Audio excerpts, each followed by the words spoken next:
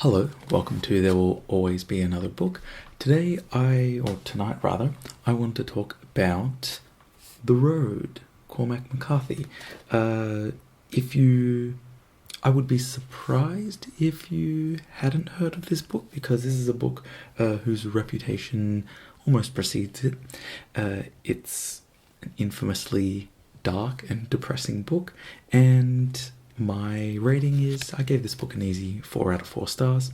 It was really great. And a brief, spoiler-free plot summary. Honestly, there's not much I can say other than that it's set in post-apocalyptic America, and it follows an unnamed father and son just trying to survive, trying to cross America. Not really cross America, but just trying to get to the next source of food, next source of water, etc. Trying to find clothes. They're living really terrible lives. Everybody's living terrible lives. There are some few survivors, but pretty much all of them are just exceptionally terrible people. And the book is written in a very blunt, I almost want to say brutalist approach. There are no quotation marks. All of the dialogue, I'm trying to find dialogue to read. That's not a spoiler, but this is from early on. He picked one and held it up and sniffed it. He bit a piece from the edge and chewed. What is it, Papa? Morals. It's morals. Morals? I don't know. What's morals? They're a kind of mushroom. I'm in the same page as this kid. Can you eat them? Yes, take a bite. Are they good? Take a bite. The boy smelled the mushroom and bit into it and stood chewing. He looked at his father. These are pretty good, he said. The whole book is, every dialogue scene is written like that. And moving into spoiler territory now, because if that sounds interesting, go check it out. But I want to give some thoughts on some later things in the book. But speaking of the dialogue, with regards to the dialogue, I really liked the pacing of this book, and I was kind of laughing to myself because on the story graph it said that it's a slow-paced book, and I was like, are these people reading tweets? Like, what? This book, I burned through this. This was just like, it had the same sort of, fast pace as something like Fight Club, and you're really able to move through it. But what I found was that, as in many stories, there are some sections that are more action-oriented and some that are more dialogue-oriented, but I really found that McCarthy struck such a great balance in the dialogue sections to make it not feel like boring and to still carry a lot of momentum, and there was a lot of development and reveal in the relationship between the father and the son. And another thing that I helped contribute to that is exactly where and how he interspersed the flashback scenes. That felt like it felt like really balanced. They came at really good times. There were times when I maybe felt that I wanted more of them, but I also accepted that I wasn't going to get more of them, just because the whole nature of the cataclysm and what happened before was very mysterious, and so only the bare essentials information was given to provide context for the present moment, and anything else would probably be too self-indulgent.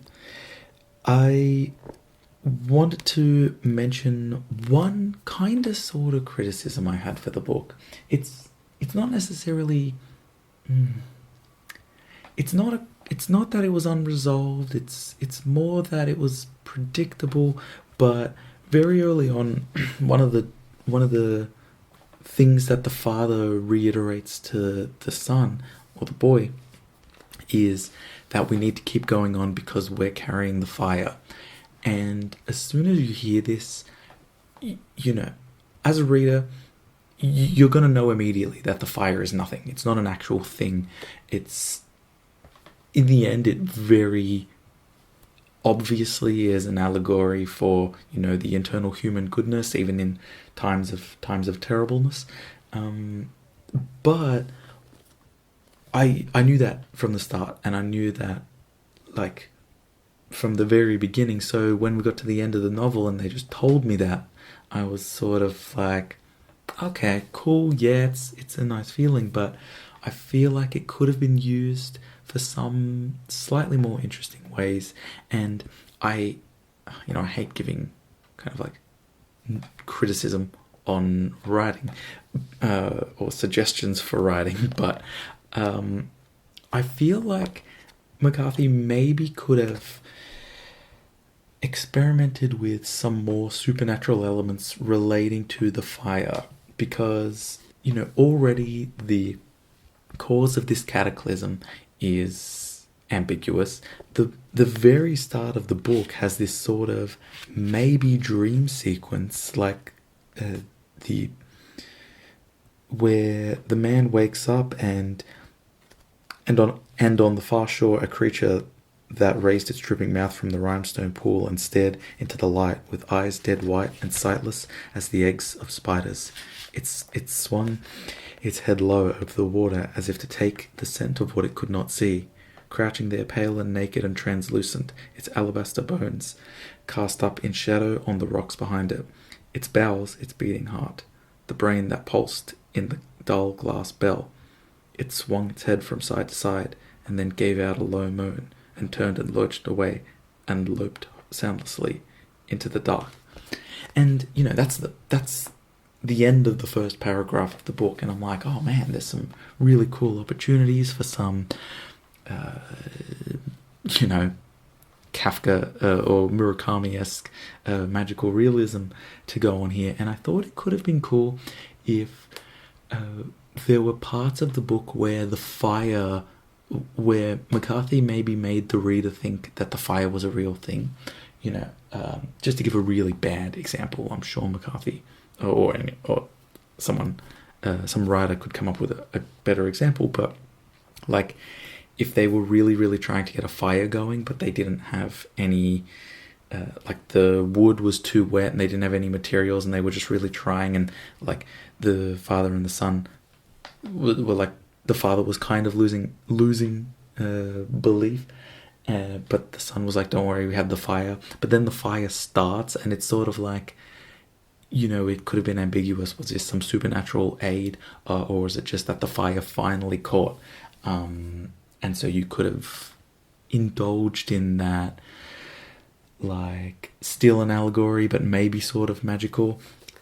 That was just the only thing, and that, like, it didn't spoil the book at all for me. It was just that as soon as I heard that they're carrying the fire, I knew exactly what it was, and at the end of the book, 200 something, nigh on 300 pages, it was just exactly what I thought it was from as soon as I heard it.